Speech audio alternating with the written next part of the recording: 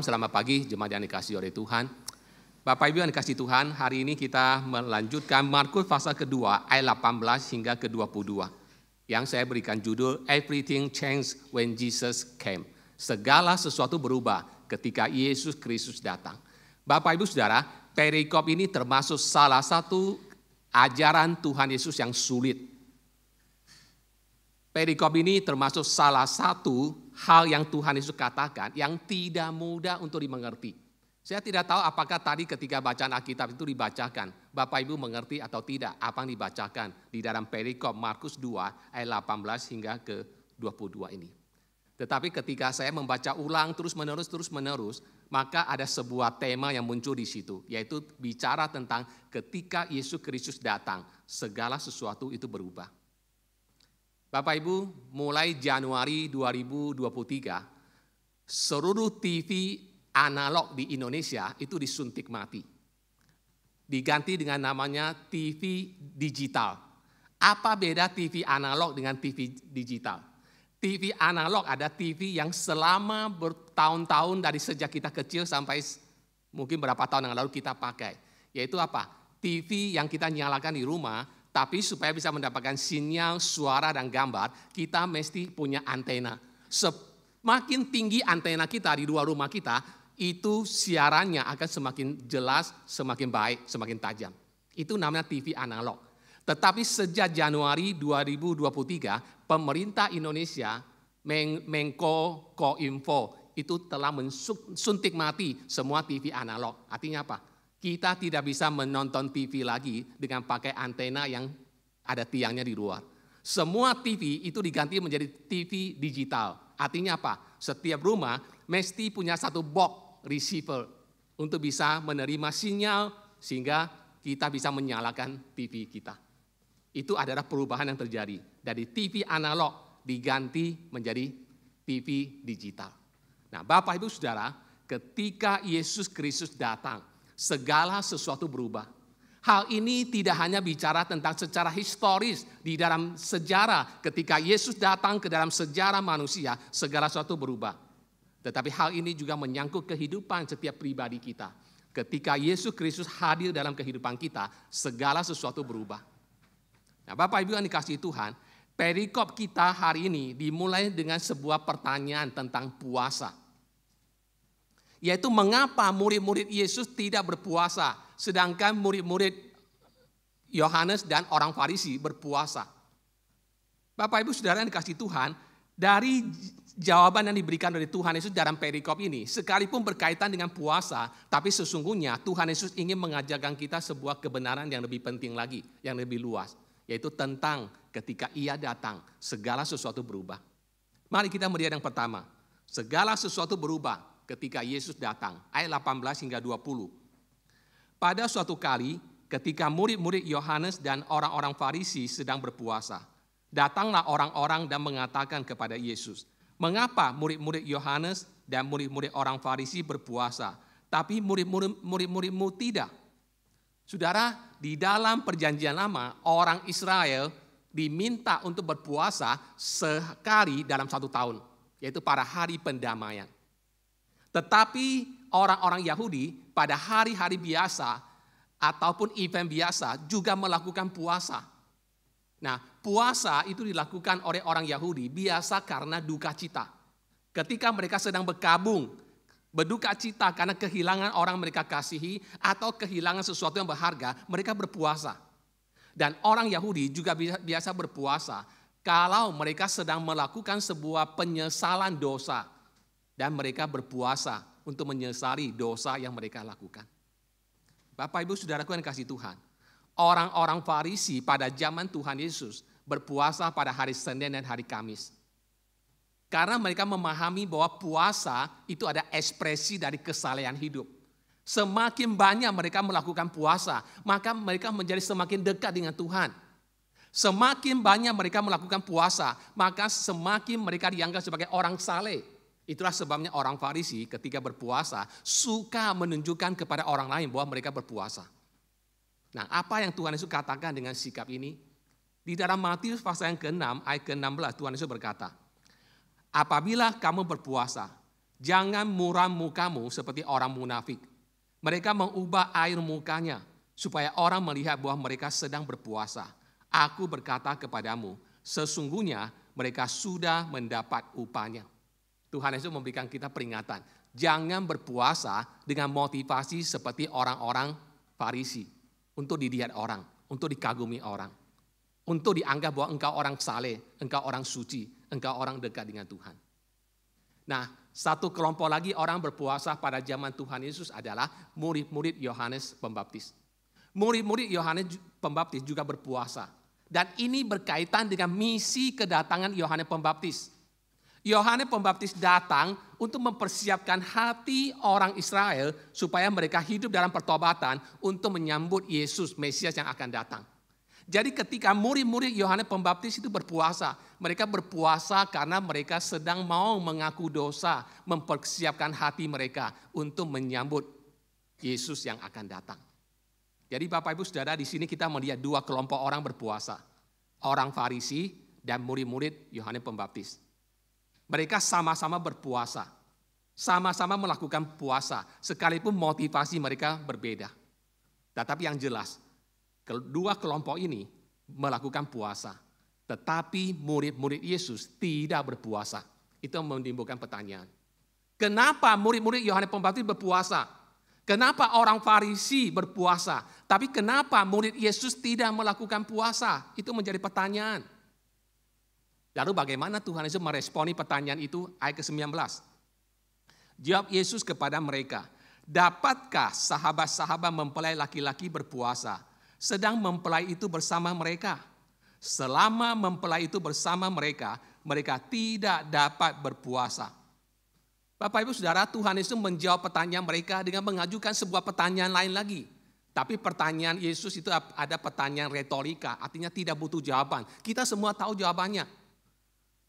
Bolehkah di dalam pesta pernikahan ketika mempelai ada di situ kita berpuasa?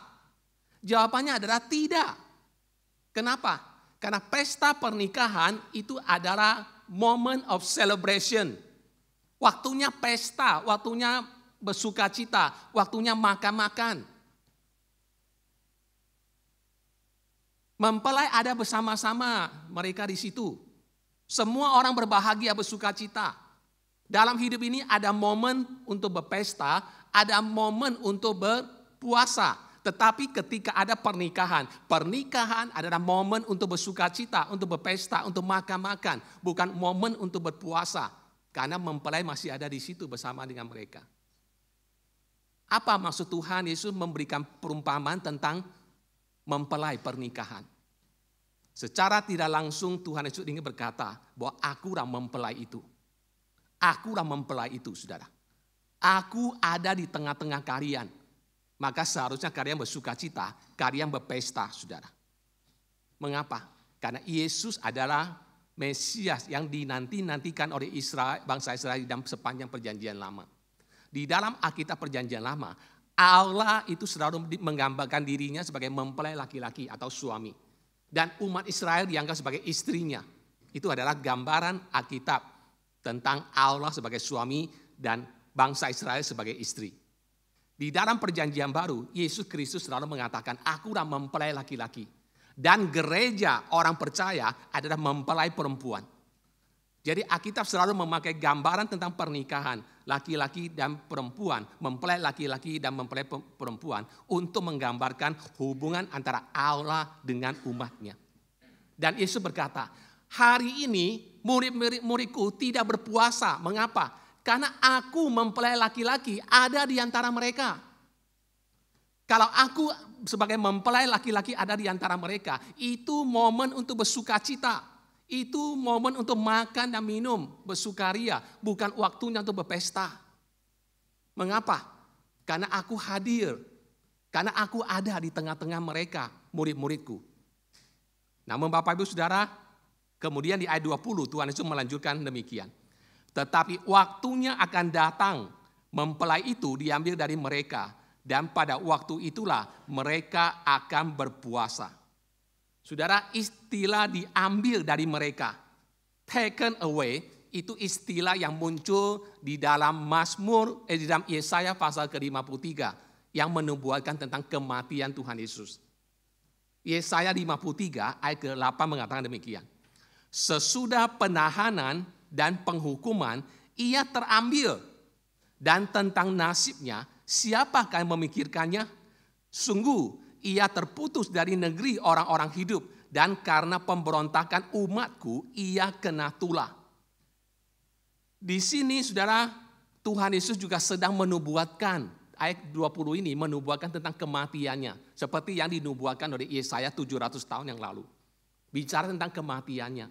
Ketika Yesus ada di antara murid-muridnya, waktu itu adalah waktu untuk berpesta. Waktu itu adalah waktu untuk bersukacita, bukan waktu untuk berpuasa. Tetapi ingat, akan datang waktunya di mana Yesus akan meninggalkan murid-muridnya ketika dia ditangkap, ketika dia diadili, ketika dia mati di atas kayu salib. Di saat itulah murid-murid akan berduka cita, di saat itulah murid-murid akan berpuasa. Ketika aku berada di antara mereka, mereka berpesta, mereka tidak berpuasa. Tapi di saat aku diambil dari antara mereka, di saat itulah mereka akan berduka cita, mereka akan berpuasa. Poin pertama di sini adalah ketika Yesus Kristus datang, segala sesuatu berubah. Sekarang kita melihat yang kedua, poin kedua. Yang lama tidak cocok lagi dengan yang baru. Itu yang dikatakan di dalam ayat 21 hingga 22a. Saya bacakan. Tidak seorang pun menambalkan secari kain yang belum susut pada baju yang tua. Karena jika demikian, kain penambal itu akan mencabiknya. Yang baru mencabik yang tua, lalu makin besarlah koyaknya. Demikian juga tidak seorang pun mengisikan anggur yang baru ke dalam kantong kulit yang tua. Karena jika demikian, anggur itu akan menggoyahkan kantong itu, sehingga anggur itu dan kantongnya dua-duanya terbuang. Tuhan itu memakai dua ilustrasi dengan poin atau tujuan yang sama, yaitu apa? Poinnya adalah yang lama itu tidak cocok dengan yang baru. Yang lama sudah tidak pas dengan yang baru. Pertama, Tuhan Yesus memberikan ilustrasi tentang apa? Menambal baju yang koyak. Baju yang sudah tua, yang sudah lusuh, yang sudah tipis. Ketika ada koyak, ada sobeknya, ada lubangnya. Ketika kita memakai secari kain yang baru untuk ditempelkan, dijahit ke baju yang sudah tua, apa yang terjadi? Yang baru akan membuat baju yang lama itu semakin besar koyaknya. Karena tidak cocok. Kain yang masih baru, yang masih begitu tebal, itu ditempelkan ke baju yang sudah tua, yang sudah tipis, yang sudah lusuh, itu tidak cocok. Poinnya apa? Yang lama tidak cocok dengan yang baru. Ilustrasi kedua, bicara tentang apa? Bicara tentang kantong kulit dan anggur, saudara. Pada waktu itu, kantong untuk mengisi anggur atau air itu terbuat dari kulit kambing. Kulit kambing dijadikan kantong untuk diisi air, untuk diisi anggur, lalu dibawa untuk melakukan perjalanan jauh. Kalau kantong yang baru dari kain kambing, dari kulit kain yang baru, itu elastis. Dia masih bisa mengembang. Jadi ketika anggur yang baru diisi, Bapak Ibu Saudara, anggur yang baru punya daya itu loh, bisa memuai atau fermentasi. Itu anggur yang masih baru. Jadi ketika terjadi fermentasi, memuai, ketika kantong kulit itu masih baru, tidak apa-apa. Karena kantong kulit yang baru itu elastis, dia akan ikut mengembang. Jadi anggur di dalam kantong itu tidak akan pecah, tidak akan sobek, tidak akan terbuang. Tetapi apa yang terjadi kalau anggur yang baru dimasukkan ke dalam kantong kulit yang sudah tua? Kalau kantong kulit sudah dipakai sekian puluh tahun, lama-lama dikatakan kulit ini itu akan mengkerut. Akan menyusut, akan menjadi keras, tidak lagi elastis. Jadi ketika kantong kulit yang lama ini dituangkan ke dalamnya air anggur yang masih baru, ketika terjadi fermentasi atau pemuaian, maka kantong itu akan robek, akan sobek, dan anggur itu akan terbuang dengan percuma. Poinnya sekali lagi, yang lama tidak cocok dengan yang baru. Ketika yang lama, yang baru datang, yang baru sudah tidak lagi relevan, tidak bisa dipakai. Kalau Tuhan Yesus ada bersama dengan kita hari ini, barangkali Tuhan Yesus akan memberikan memberikan ilustrasi. Kita tidak bisa menonton TV digital dengan memakai antena untuk TV analog lagi. Tidak peduli, antena kamu itu sampai ke langit, tetap tidak akan mendapatkan sinyal televisi. Karena sudah tidak cocok. Karena TV analog sudah disuntik mati. Yang berlaku adalah TV digital yang hanya bisa menerima sinyal melalui sebuah box receiver untuk menerima gambar, suara, dan sebagainya.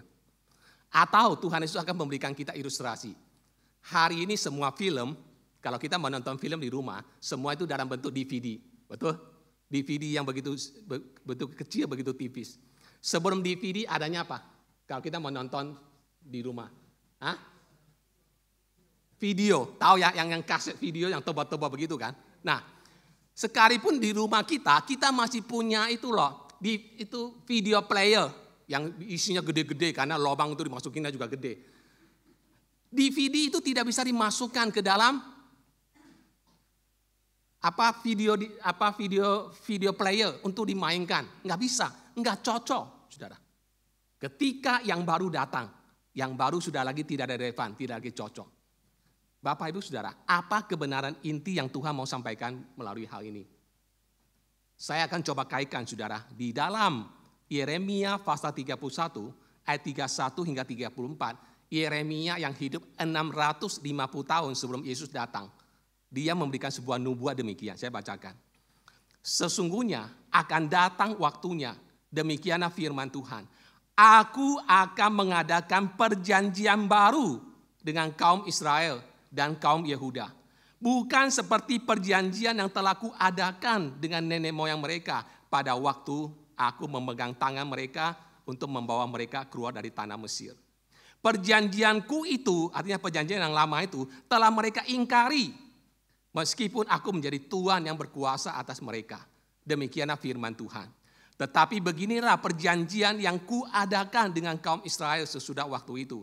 Demikianlah firman Tuhan. Aku akan menaruh Tauratku dalam batin mereka dan menuliskannya dalam hati mereka. Maka aku akan menjadi Allah mereka dan mereka akan menjadi umatku. Dan tidak usah lagi orang mengajar sesamanya atau mengajar saudaranya dengan mengatakan, kenallah Tuhan, sebab mereka semua besar kecil akan mengenal aku. Demikianlah firman Tuhan. Sebab aku akan mengampuni kesalahan mereka dan tidak lagi mengingat dosa mereka. Saudara perhatikan, Yeremia mengatakan bahwa saatnya telah tiba. Aku akan mengadakan perjanjian yang baru. Yeremia menubuatkan 650 tahun sebelum Yesus datang. Aku akan mengadakan sebuah perjanjian yang baru.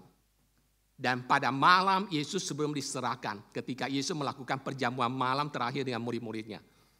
Yang nanti kita akan saksikan dalam perjamuan kudus. Apa yang Tuhan Yesus katakan? Tuhan Yesus berkata, inilah darahku, darah perjanjian baru yang dimeteraikan oleh darahku. Jadi apa yang dinubuatkan oleh Yeremia 650 tahun yang lalu, itu bicara tentang perjanjian baru yang akan dibuat Allah melalui Yesus Kristus yang kita katakan sebagai perjanjian baru. Apa yang terjadi dengan perjanjian lama? Perjanjian lama adalah perjanjian antara Allah dengan umat Israel. Tapi perjanjian itu sudah rusak. Karena Israel dikatakan mengingkari perjanjian itu. Dan Tuhan membuat sebuah perjanjian yang baru. Bukan lagi dengan bangsa Israel, tapi dengan seluruh umat yang baru, yaitu orang-orang percaya. Yaitu kepada kita semua. Sebuah perjanjian yang baru yang dimeteraikan oleh darah Yesus. Dan ketika yang baru sudah datang, maka yang baru, yang lama sudah tidak lagi berlaku. Itu poin yang kedua dari perikop ini. Sekarang kita lihat yang terakhir, poin ketiga. Hidup kita harus berubah agar kita bisa mengakomodir Kristus. Kita perhatikan ayat ke-22b. Tetapi anggur yang baru hendaklah disimpan dalam kantong yang baru pula. Saya bacakan. Tetapi anggur yang baru hendaklah disimpan dalam kantong yang baru pula. Ketika Yesus Kristus datang, segala sesuatu berubah. Ketika Yesus Kristus datang, pola yang lama sudah tidak lagi cocok dengan yang baru. Cara yang lama sudah tidak lagi cocok dengan yang baru. Dan Bapak Ibu Saudara, hal ini bukan hanya terjadi secara historis, Saudara. Perjanjian lama sudah tidak lagi berlaku. Dalam pengertian perjanjian lama adalah bicara tentang ritual-ritual orang Israel untuk mendapatkan pengampunan dosa. Mereka harus mempersembahkan kambing, domba, membawa itu ke bait suci untuk pengampunan dosa. Itu tidak lagi berlaku bagi kita hari ini dalam perjanjian baru. Kenapa? Karena semua itu sudah diselesaikan oleh Yesus di atas kayu salib. Yesus Kristus telah menjadi pusat mediator untuk perjanjian baru yang dimeteraikan oleh darahnya untuk kita semua. Hal ini bukan hanya terjadi secara historis dalam sejarah, tapi kebenaran bahwa Yesus datang segera sesuatu berubah juga terjadi dalam kehidupan kita secara pribadi, setiap individu. Saudara, apa yang terjadi ketika Tuhan Yesus hadir dalam kehidupan kita? Hal yang pertama adalah ada perubahan yang hanya bisa dilakukan oleh Allah sendiri. Yaitu apa? Ketika Yesus Kristus menjadikan kita sebagai ciptaan yang baru. 1 Korintus pasal 5 ayat 17 mengatakan, barang siapa di dalam Yesus Kristus, ia ada ciptaan yang baru. Yang lama sudah berlalu, yang baru sudah datang. Jadi perubahan pertama ketika Yesus Kristus hadir dalam kehidupan kita adalah ia menjadikan kita sebagai ciptaan yang baru, the new creation. Ini pekerjaan hanya bisa dikerjakan oleh Tuhan. Ini pekerjaan kita tidak bisa melakukan apa-apa, berkontribusi di dalamnya. Kita dijadikan ciptaan baru karena Tuhan memilih kita, karena Tuhan menyucikan kita, karena Tuhan menguruskan kita. Tetapi ada satu lagi perubahan yang bisa terjadi dalam kehidupan kita. Perubahan itu terjadi karena kita bekerja sama dengan Tuhan. Inilah yang Paulus katakan di dalam Filipi pasal kedua ayat ke-12. Dikatakan apa? Kerjakanlah keselamatanmu dengan takut dan gentar. Karena Allah sudah bekerja dalam diri kita, sudah work in dalam diri kita, maka kita harus work out. Keluar keselamatan yang sudah Tuhan kerjakan dalam kehidupan kita. Dan ini ada sebuah proses yang terus-menerus terjadi dalam kehidupan kita. Yang ditandai dengan penyesalan dosa demi penyesalan dosa. Yang ditandai dengan pertobatan demi pertobatan. Yang ditandai dengan perubahan hidup demi perubahan hidup. Yang terus terjadi sepanjang kehidupan kita sampai kita mati. Jadi ada dua perubahan yang terjadi dalam hidup kita ketika Yesus datang. Pertama, perubahan hidup kita dari manusia lama menjadi new creation. Itu hanya bisa dikerjakan oleh Tuhan sendiri. Kita tidak punya andil di dalamnya. Tetapi ada satu perubahan yang kedua yang terjadi dalam kehidupan kita. Yaitu perubahan yang terjadi karena kita bekerja sama dengan Tuhan. Karena kita bekerja sama dengan Roh Kudus dalam hati kita. Dan kita terus diperbaharui dari waktu ke waktu sampai kita mati. Ketika semua perubahan ini terjadi dalam kehidupan kita, maka kita tidak bisa hidup lagi sama seperti waktu kita belum mengenal Tuhan. Ketika hari ini kita menjadi orang Kristen, ciptaan baru dalam Tuhan. Pola pikir kita yang lama tidak lagi cocok dengan kehidupan kita yang baru hari ini dalam Tuhan. Kebiasaan hidup kita yang lama tidak lagi cocok dengan kehidupan baru yang telah Kristus berikan kepada kita. Segala sikap dan perbuatan kita yang berdosa tidak lagi cocok dengan kehidupan baru yang telah Tuhan berikan kepada kita. Waktu kita belum percaya kepada Tuhan, orang dunia ketika mereka berbuat dosa, mereka bisa happy-happy, hidup tenang dengan dosa, kejahatan yang mereka lakukan. Tapi tidak demikian orang Kristen. Waktu kita jatuh dalam dosa, waktu kita melakukan kesalahan, kita tidak bisa damai. Hidup kita tidak akan tenang jikalau semua itu belum kita bereskan di hadapan Tuhan. Kenapa? Karena kita sudah punya hidup baru. Kalau hidup kita sudah baru, maka segala hal yang tidak berkenan dengan kehidupan kita yang baru, itu tidak lagi cocok. Hidup kita harus berubah supaya kita bisa mengakomodir Kristus. Hidup kita harus berubah supaya kita boleh hidup seperti apa menjadi rancangan Tuhan dalam kehidupan kita. Ketika Yesus Kristus datang, segala sesuatu berubah. Maukah kita mengizinkan Tuhan untuk terus mengerjakan perubahan itu dalam seluruh hidup kita? Tuhan menolong kita. Mari kita masuk dalam doa, sekaligus kita mempersiapkan hati kita untuk masuk dalam perjamuan kudus. Tuhan, kami berterima kasih dan bersyukur. Ketika Tuhan Yesus datang, maka Tuhan Yesus menjadikan segala sesuatu baru. Perjanjian yang lama sudah tidak lagi relevan. Karena perjanjian lama yang Allah buat dengan bangsa Israel sudah dirusak, sudah diingkari perjanjian itu oleh umat Israel. Tetapi di dalam Kristus, Allah mengadakan sebuah perjanjian yang baru. Perjanjian antara kami dengan Kristus yang dimeteraikan oleh darah Kristus di atas kayu salib. Dan di dalam perjanjian baru itulah kami hidup dan kami ada saat ini. Kami berdoa kiranya Tuhan terus mengerjakan perubahan-perubahan itu dalam kehidupan kami. Karena di dalam Kristus kami sudah dijadikan sebagai ciptaan yang baru, the new creation. Namun di dalam proses perjalanan hidup ini, Tuhan masih terus mengerjakan berbagai macam perubahan-perubahan dalam kehidupan kita. Dan itu membutuhkan komitmen dari kami. Itu membutuhkan responsibility dari kami untuk bekerja sama dengan Tuhan. Biarlah Tuhan, kami mau menjadi pribadi yang terus mau Tuhan bentuk. Yang mau terus mengakomodir Kristus.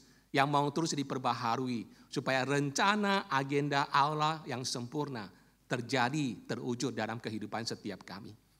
Kami berterima kasih dalam ibadah pagi hari ini. Tuhan memberikan kami kesempatan untuk mengikuti perjamuan kudus. Siapkan hati kami Tuhan. Layakkan kami semua Tuhan. Supaya kami boleh berbagian dalam perjamuan ini. Demi nama Tuhan Yesus Kristus kami berdoa. Amin.